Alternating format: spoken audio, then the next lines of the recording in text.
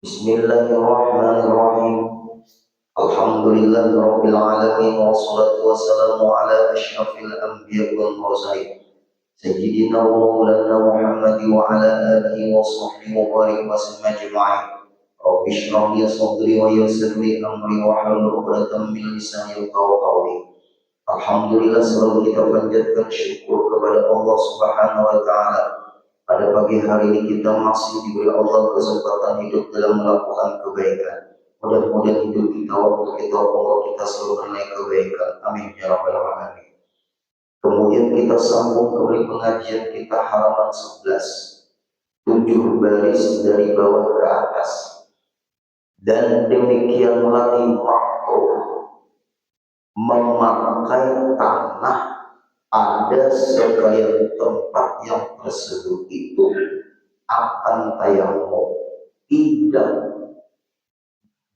tidak dibolehkan atau dihukumkan makruh memakai debu yang ada di tanah itu, apakah di tanah apakah di telaga seperti yang terjadi Babilonia misalnya, itu makruh memakai air di situ. Debu yang ada di situ pun makruh. Air di daerah Babilonia itu makruh kita gunakan untuk berwudu, karena tempat itu adalah tempat berkumpulnya tukang sihir. Tempat itu, daerah Babilonia itu ada di daerah Irak. Bukan seluruh daerah Irak itu makruh, bukan. Tempatnya di daerah Irak ada zaman dahulu daerah Babilonia. Tempat berkumpulnya tukang sihir di situ. Makruh berkumpul di situ. Andai kata sakit disuruh berputar tidak boleh kena air, maka bertayamum di tempat itu juga makruh. Air yang digunakan di tempat itu makruh. Debu yang digunakan untuk bertayamum di tempat itu makruh juga. Terikut. Atau daerah apa kemarin? Daerah air negeri Homo resmi, makruh menggunakan air di tempat itu, maka debunya pun makruh juga digunakan. Nah, coba kita pahami kalimat di sini. Makruh memakai tanah, yang dimaksud tanah di sini debu. Kalimatnya tanah, yang dimaksud debu. Ibu-ibu sering di dalam kehidupan sehari-hari memakai kata-kata ini, memanggil bica-bica yang disebut pamannya, bukan bicanya, karena bica kalau memanggil. Nah, ini ada kata-kata di sini istiarah namanya, kata-kata pinjaman. Sayurnya tidak bisa. Maksudnya pamannya, paman sayur. Di dalam kitab ini adalah tanah, maksudnya debu. Di mana tahunya bahwa disebut debu? Sambungannya ada sekalian tempat yang tersebut itu akan tayamum. Tayamum bukan dengan tanah, tayamum dengan debu. Ini ilmu baru. Banyak kata-kata yang tersurat, ada ilmu yang tersirat dari kata-kata yang tersurat, dan ini harus ngaji. Tidak bisa kita memahami hanya sekedar kata-kata. Ada kata-kata yang tersirat dari kata-kata yang tersurat. Dan dalam kitab ini disebut tanah, maksudnya debu. Artinya debu itu di tanah. Kalau ingin tayamum harus debu yang berada di tanah, bukan debu yang berada di belakang jok pesawat. Apakah pesawat itu debu? Ini maaf hati-hati juga kalau kita hendak selamat, kaji bujur-bujur fikih, kaji bujur-bujur fikih, kaji bujur-bujur tasawuf, jangan buru-buru, jangan tanggung malam-malam. Ini kan malam-malam ini pemanasan kebiasaan.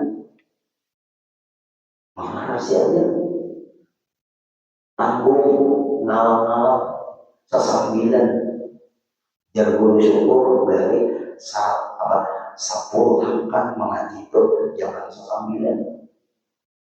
Mau tuh ilmu tuh dalam, mau tuh ilmu tuh sempurna, tanggung. Kesini iya, bingung, pegangan ada. Tanggung dari mana? Google dibaca, buku dibaca, berguru mana? Ya bingung.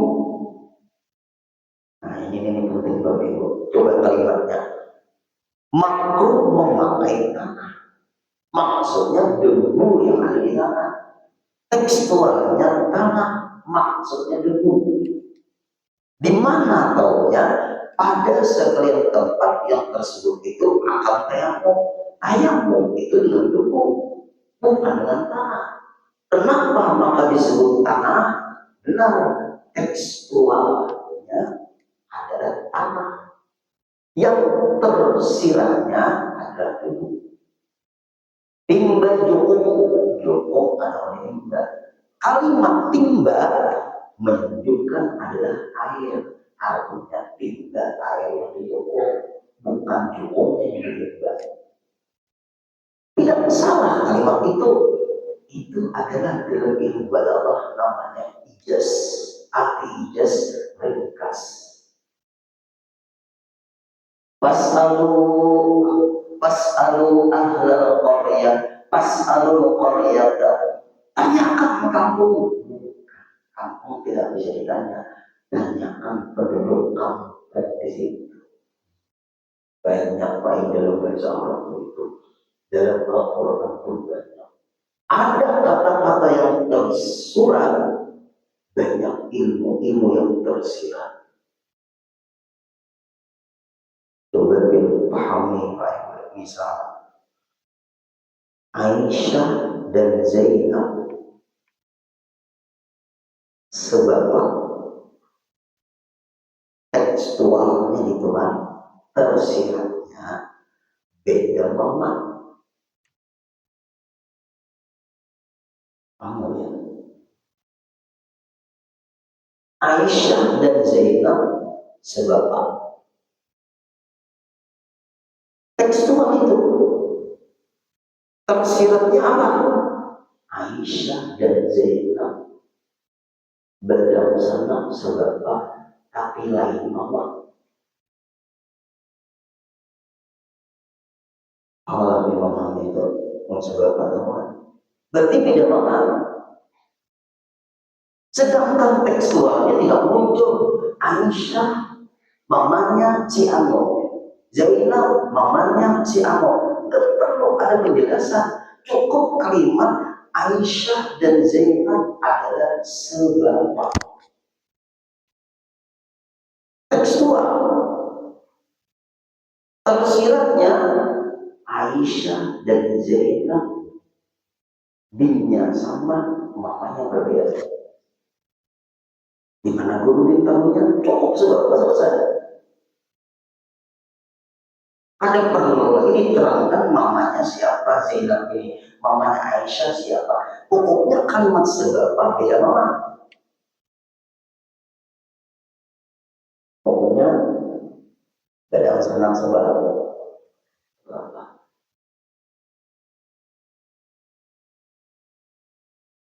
Ahmad sama Muhammad seibu. Berarti mamanya dua kali lagi. Ahmad. Mamanya dua kali balik lagi laki pertama mungkin cerai atau meninggal, habis masa iddahnya 4 bulan 10 hari, si bin lagi pulang. Awalnya menegurkan anak ngaji nak pulang belajar berapa? Ayo, anak kalian belajar ilmu berapa? Pagi. Bolehkah guru udin orang meninggal itu berkorban? Dia malah biuka ada tak?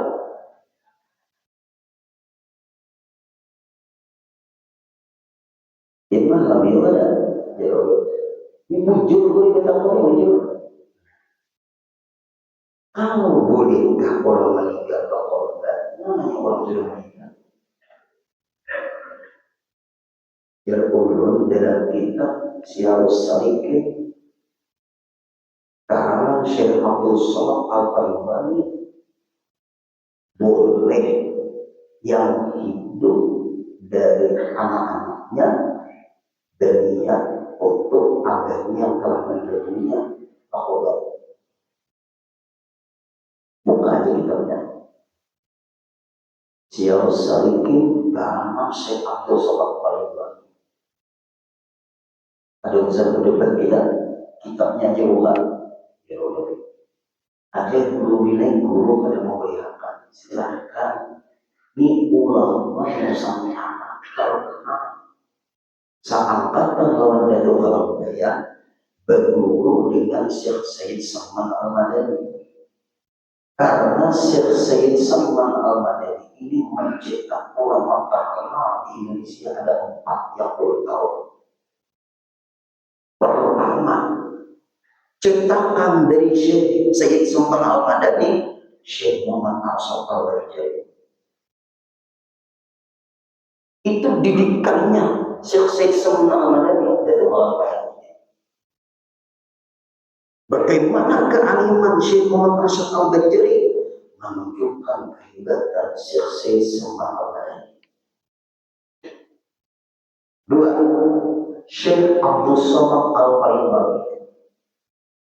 Bagaimana kehebatan kealiman Syekh Abdul Somad Al-Albani menunjukkan kehebatan keistimewaan Syekh Said Salman Al-Madani. 3. Syekh Daud Al-Qatani, Thailand. Bagaimana kealiman Syekh Daud Al-Qatani menunjukkan keistimewaan gurunya Syekh Said Salman Al-Madani. 4. Syekh Muhammad Nafis bin Idris Kawal. Bagaimana kealimannya Syekh Nafis yang dikenal dengan kitabnya An-Nurul Nafis. Dari 4 ulama besar ini luar biasa, punya buah karya yang luar biasa. Dibaca keseluruhan Nusantara, juga Asia Tenggara, bahkan dunia. Ada manuskrip aslinya di Mesir. Itu menunjukkan kehebatan kealimannya Syekh Said Salman Al-Madani. Artinya murid yang hebat ini lahir pasti dari guru yang luar biasa. Belum tentu guru yang luar biasa melahirkan murid-murid yang luar biasa. Tapi dari murid yang luar biasa pasti lahir dari guru yang luar biasa. Abang mamanya alim, anaknya belum tentu. Tapi anaknya alim, abangnya hebat, mamanya hebat. Karena kehebatan anak menunjukkan keistimewaan orang tua. Orang tuanya istimewa, anaknya belum tentu. Nah, bersyukur kita pada baik. Jangan berlebihan. Coba baca kitab karangan ulama Indonesia dulu. Menghendak ilmu kita itu berkualitas. Dan cari kitab karangan ulama kita dulu. Habis baca kitab, jatuh namanya.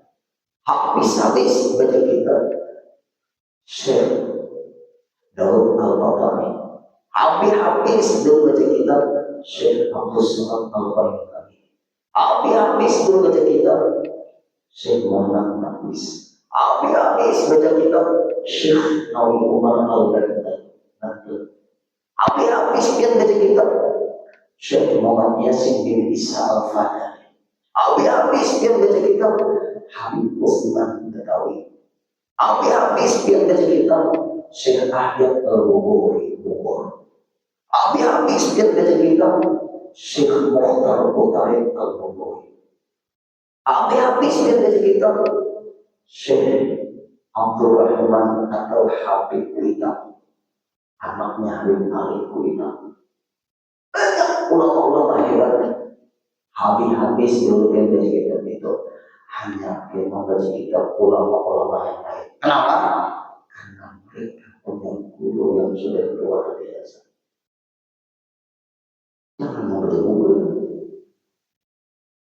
Bentuknya jalur ulun buka aja kitab. Saya Salikin, Syekh Abdul Somad Al-Fayyumi, juz 2.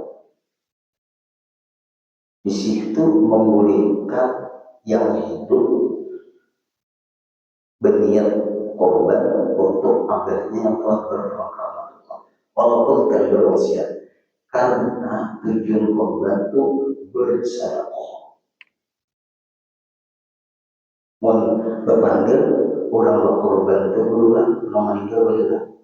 Makanya orang meninggal itu boleh lah berkorban. Ada guru mengatakan dari guru, oh tanya dulu malamnya ada.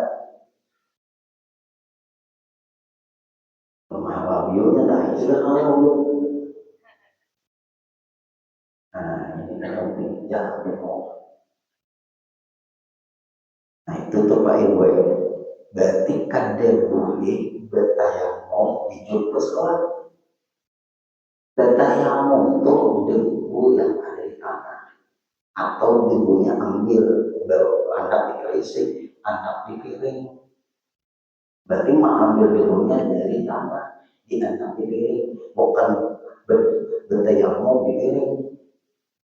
Karena debunya di anak di piring, berarti debunya di mana? Tanah. Jangan kayaknya debu diletakkan di piring, berarti debu di piring lah.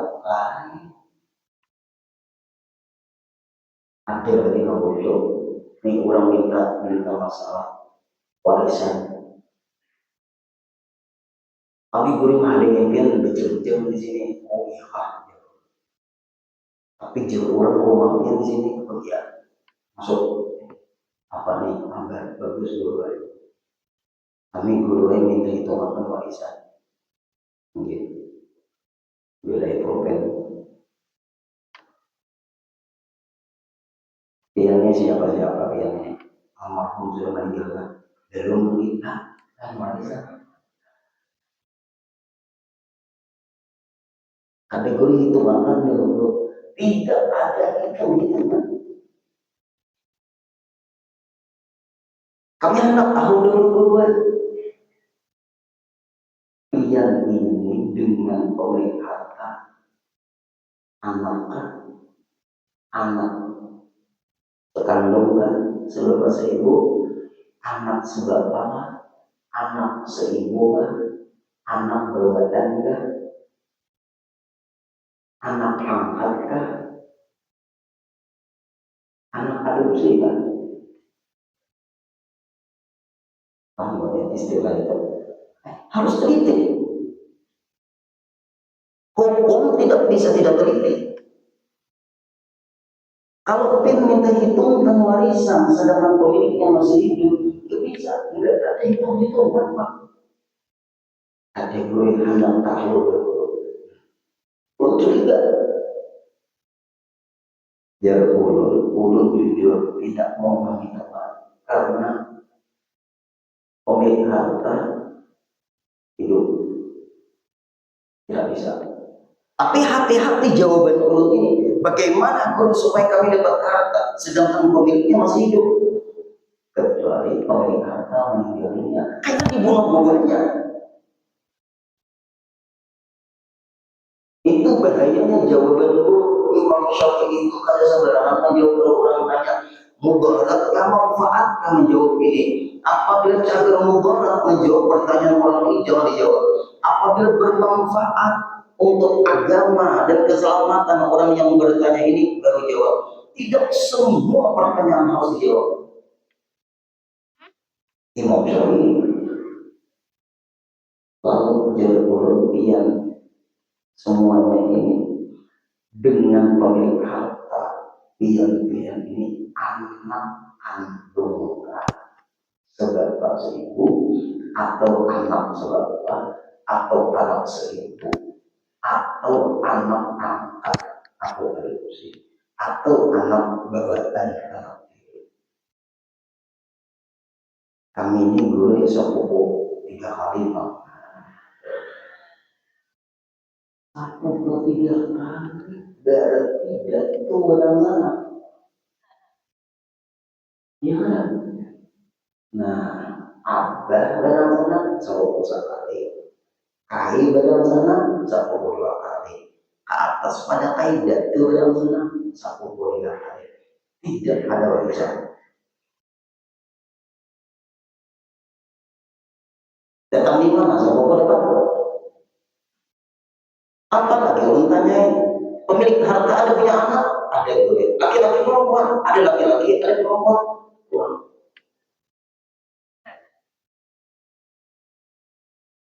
Sia-sia untuk menjawab perkara yang tidak permasalahan tidak ada hubungannya, ngapain kita jawab? Dia nggak ada berapa. Anak tahu ngapain dia tahu orang lain. Saya kurang anak sibuk. Kurang anak sibuk. Dia mau menjualkan kepahala lupa mereka itu. Mereka kurang sibuk. Bukan orang sibuk, kurang sibuk. Pengaruh ngambil kita untuk pengajian. Beda sama semuanya. Jangan mau apa milik orang. Enggak ada hak membela. Enggak usah Pak. Belajar di orang mandiri yang marah atau warisan. Karena orang mewaris harta itu belum tentu bisa mewaris utang. Karena almarhum berutang waktu itu. Ahli waris, mewaris harta, mewaris utang. Utang, tidak berilah. Nah, ketelitian. Jangan bertayamum di dinding. Dinding bukan tanah. Jangan bertayamum di dinding bis. Bis itu dindingnya bukan tanah. Bertayamumlah gedung yang ada. Maka waktu bertayamum kalau tempat itu airnya aja diomongkan bertayamum terikut waktu ya agama itu. Karena tiap-tiap air dan tanah yang dimurkai Allah Ta'ala atas mereka yang diami, yang mendiami, menempati dia, maka memakai akan umpama wudu dari air dan tayamum. Nah itu apa itu? Apabila tempat itu dimurkai Allah karena penduduknya dimurkai Allah penduduknya, otomatis tempat itu dapat murkai Allah karena penduduknya seperti itu. Kaum Nabi Lut, daerah Babilonia, daerah Zarwan kemarin itu, daerah Barbun, kemudian lagi di situ disebutkan lagi yaitu daerah negeri Samud.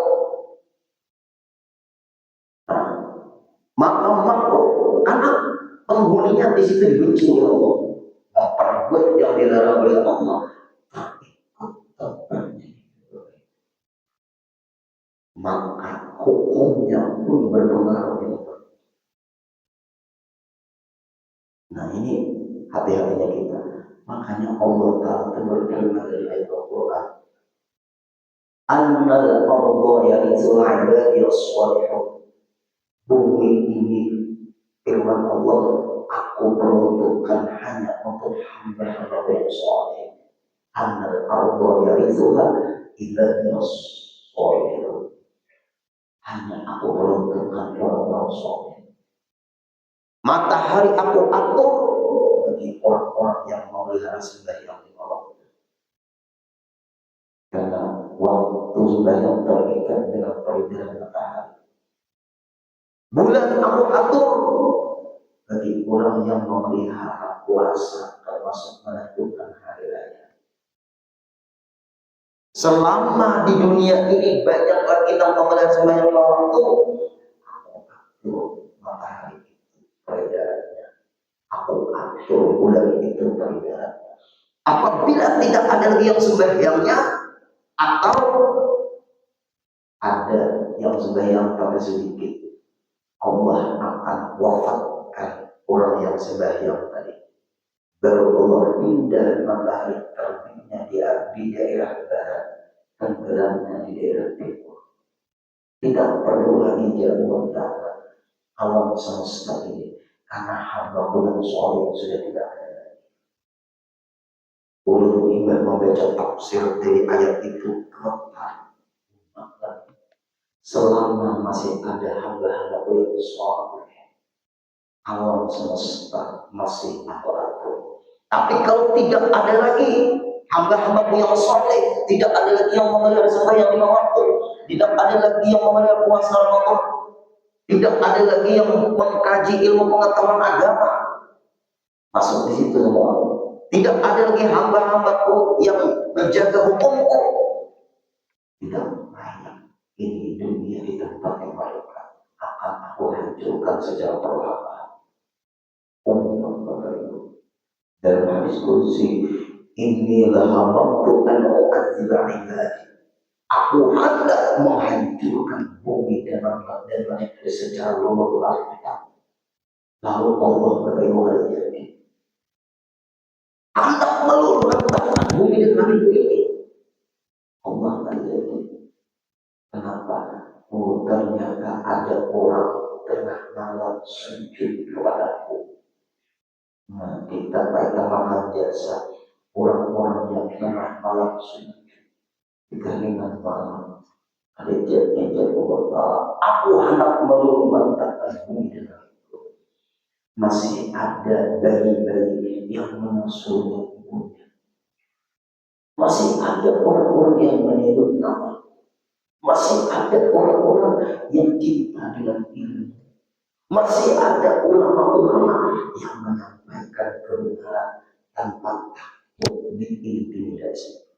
Masih ada. Maka kita kemakan jasa orang yang seperti itu. Mudah-mudahan Allah sebutkan tadi masih banyak orang. Nah, kemudian lagi Bapak Ibu. Kenapa nih? Karena tiap-tiap air dan tanah yang dimurkai Allah Ta'ala atas mereka yang mendiami dia, makruh memakai dia akan umpama bulu dan air. Inilah 8 perkara air yang makruh memakai dia yang tersebut di dalam Tuhfah karangan Syekh Ibnu Hajar Al-Haytami, kitabnya Tajrid dan Nihayah di Majid karangan Imam Rawi. Dan Tukalampaya mengarang kita membuktikan sumber yang diambil, bukan membukukan buku, membukukan kitab, sumbernya kan jelas. Dan pun kalian membawakan bukunya, kitabnya. Ulun baca apa yang buku orang ini. Ketentangan yang kenapa banyak orang bukai ketentangan. Kitab ini buka bertentangan, kitab ini buka bertentangan, kitab ini buka bertentangan. Lalu baik pun teliti, ternyata ambilannya baik pun banyak di luar pahaman Ahlus Sunnah wal Jamaah. Ada lagi kitab. Maka banyak dari baca orang itu buku kitab itu. Anak pun sebut di sini karena dalam keadaan puasa. Buku apa kitab? Ulun ketua kitab, ulun bukai kitab. Kenapa nih? Definisinya berbeda. Berbeda lagi, buka berbeda lagi. Kawan, kamu menjual kitab ini tinggi duluan. Ini ambilannya dari mana?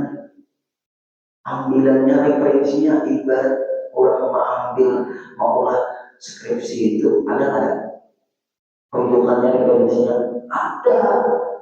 Dan tukang lampayan jemaah ambil dari kitab Tuhfah dan Nihayah. Tuhfah karangan Ibnu Hajar Al-Haytami, Nihayah karangan Imam Rafi.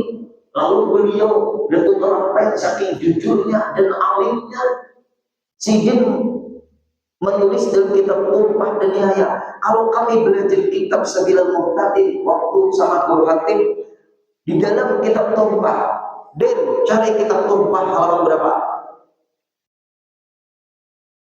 Didikan guru kami Guru Hatim. Dalam kitab Nihayah, bukan kitab Nihayah halaman berapa, juz berapa, catat supaya kamu tahu ujungnya orang mengerti. Sempurna itu. Menurut para ulama, sebut ulama siapa? Ulama banyak. Menurut dalam kitab apa? Apa itu guru? Cari dalam kitab Nihayah, kami cari ada. Nah, ya catat halaman sama bereskan. Makanya Sabilul Muhtadin ini referensinya itu kalau dibawa ke sini Pak Ibu, per referensinya itu jadi kitab Sabilul Muhtadin. Ini menunjukkan kealiman datu, bukan sidin itu ada memadahkan ambilannya dari mana. Datu kalau sangat alimnya di dalam Tuhfah itu nama kita. Kurang membaca Sabilul Muhtadin di dalam Tuhfah. Kenapa di Tuhfah itu lah cari di kamus. Nah, berarti kurang di dalam kita. Dalam dan Nihayah itu apa? Nihayah itu cari di kamus kesudahan maknanya. Di dalam Tuhfah ini dibaca apa? Tuhfah lain Tuhfah. Kalau Tuhfah maka sudah Nabi, kalau Nihayah kesudahan. Berarti maknanya di dalam bakas sudah Nabi dan kesudahan. Ada orang menemukan kita kawasan kita tafsir jalan lain.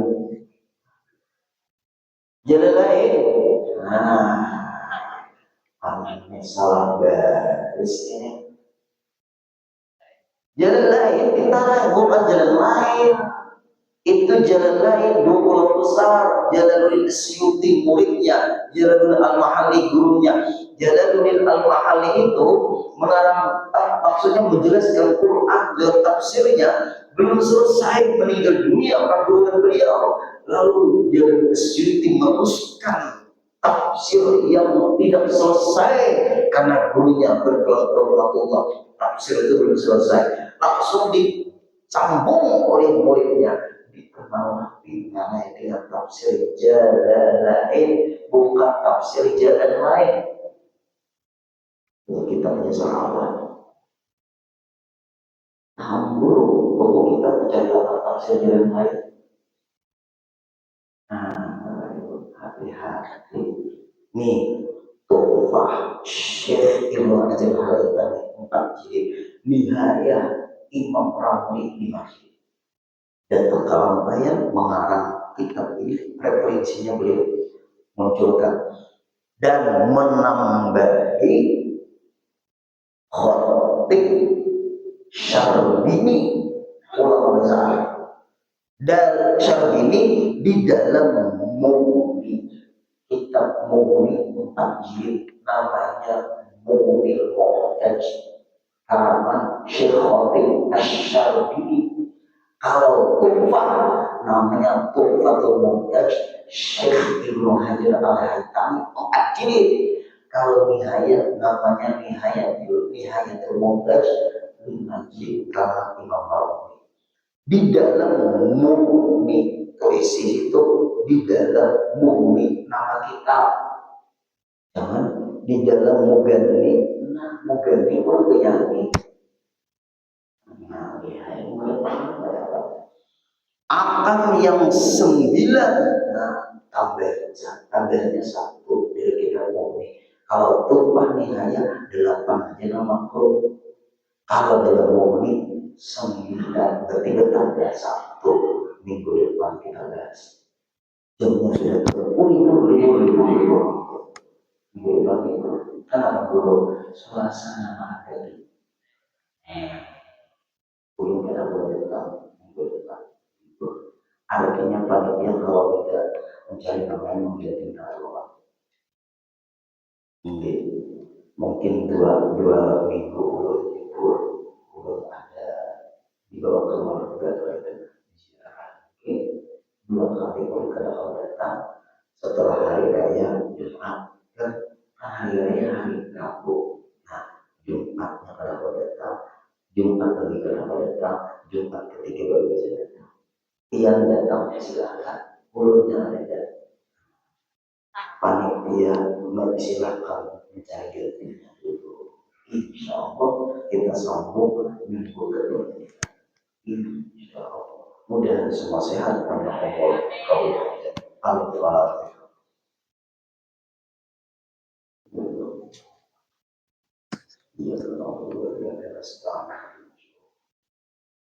Ya Allah, ya Allah.